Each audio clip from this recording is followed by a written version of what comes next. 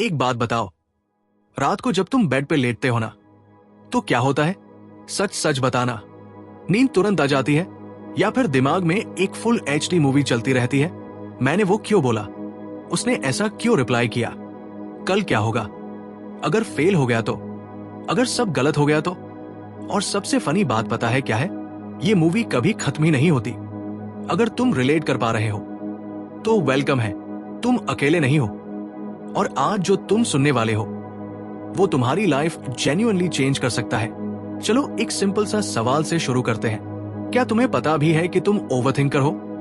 Overthinking का मतलब simple है, तुम्हारा दिमाग एक ब्रोकन रिकॉर्ड की तरह एक ही थॉट को बार बार रिपीट करता रहता है। जैसे किसी ने व्हाट्सएप पे सिर्फ ओके लिख दिया और तुम 2 घंटे उसका मतलब निकालते रहते हो। वो गुस्सा है क्या? मैंने कुछ गलत बोला? उसका टोन ऑफ था क्या? और धीरे धीरे एक छोटी सी चीज एक बड़ा मेंटल स्टॉर्म बन जाती है। फिर रात को नींद नहीं आती, सुबह उठते हो तो ऑलरेडी थके हुए होते हो और दिन भर एनर्जी लो रहती है। ये एक साइकिल है, ओवरथिंकिंग, एंजाइटी, स्ट्रेस, नींद खराब, थकान और ज्यादा ओवरथिंकिंग। और सबसे डेंजरस बात, ये सब इतना स्लोली होता है कि तुम्हें पता भी नहीं चलता कि तुम इस ट्रैप में फंस चुके हो। अब ध्यान से सुनो, ओवरथिंकिंग के 2 मेन पैटर्न्स होते हैं। पहला, पास्ट, तुम बार बार पुरानी चीजें रीप्ले करते हो। काश मैंने ऐसा नहीं बोला होता, काश मैं वहां बेटर परफॉर्म करता। दूसरा, फ्यूचर, तुम फ्यूचर के बारे में नेगेटिव प्रेडिक्शंस बनाते हो। कल प्रेजेंटेशन खराब हो जाएगी, बॉस डांट देगा, जॉब चली जाएगी। मतलब तुम्हारा दिमाग एक ऐसी मूवी बना रहा है जो कभी रियल लाइफ में होने वाली ही नहीं है, लेकिन तुम उसके लिए अपनी नींद, अपनी पीस और अपनी एनर्जी सैक्रिफाइस कर रहे हो। अब एक इंपॉर्टेंट बात समझो, वरी और ओवरथिंकिंग सैम नहीं होते।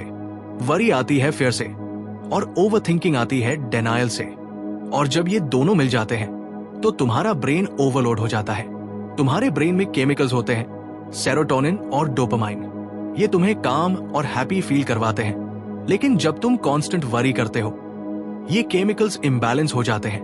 और फिर एक और चीज होती है, अम्यगदला, तुम्हारा ब्रेन का अलार्म सिस्टम।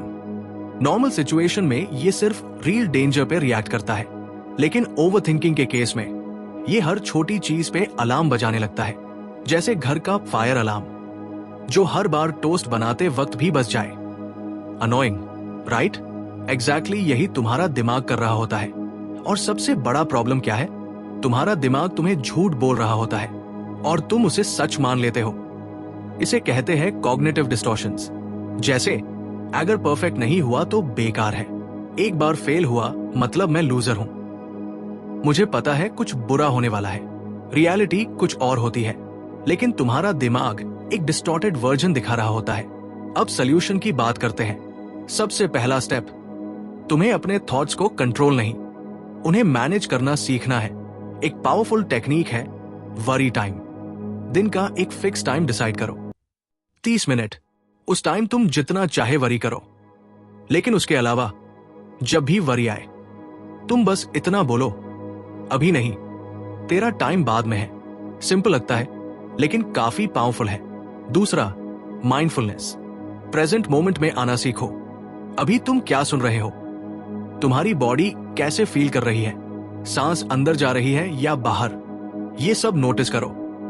क्योंकि ओवरथिंकिंग या तो पास्ट में होती है या फ्यूचर में, प्रेजेंट में नहीं होती। तीसरा, बॉडी को मूव करो। जब तुम एक्सरसाइज करते हो तुम्हारा ब्रेन ऑटोमेटिकली काम होता है। कभी नोटिस किया है, जब तुम वॉक या रन के बाद आते हो दिमाग थोड़ा हल्का लगता है। रीजन सिंपल है, एनर्जी रिलीज हो जाती है। अब नेगेटिव थॉट्स की बात करते हैं। एक गलती लोग बहुत करते हैं, वो उन्हें इग्नोर करते हैं। लेकिन नेगेटिव थॉट्स इग्नोर करने से नहीं जाते, वो और स्ट्रांग हो जाते हैं। इसलिए एक टेक्निक यूज करो, एक्ट, ऑब्जर्व करो, जज मत करो, फिर एक्सप्लोर करो, ये थॉट आया कहां से, फिर चैलेंज करो, क्या ये 100% सच है, और फिर फील करो कैसे धीरे धीरे इसका इंपैक्ट कम हो रहा है।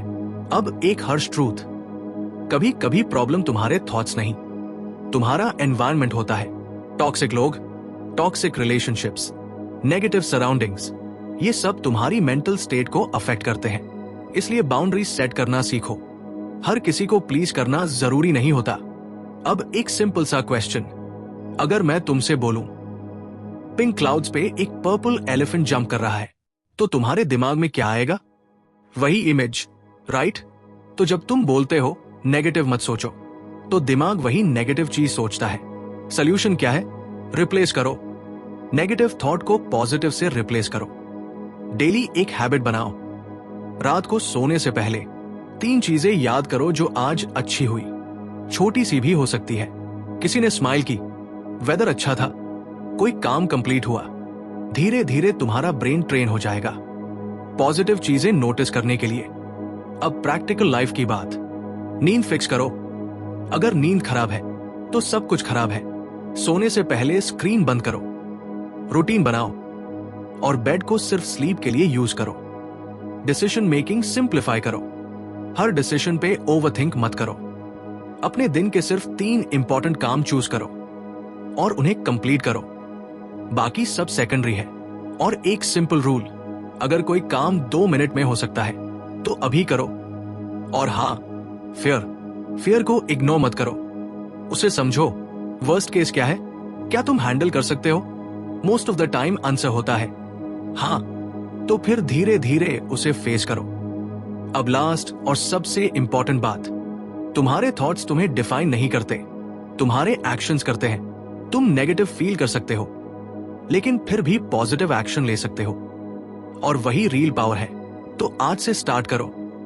कुछ बड़ा नहीं, बस रात को सोने से पहले 3 अच्छी चीजें याद करो, और धीरे धीरे तुम नोटिस करोगे तुम्हारा दिमाग जो पहले तुम्हारा मास्टर था, अब तुम्हारा सर्वेंट बन रहा है। ब्रीथ करो, प्रेजेंट रहो, और अपने आप को थोड़ा सा इजी लो। सब ठीक हो जाएगा। कमेंट करके जरूर बताना आपको आज की स्टोरी से क्या सीखने को मिला। लाइक और सब्सक्राइब करना मत भूलना, क्योंकि यहाँ हर वीडियो आपकी लाइफ अपग्रेड करने के लिए है।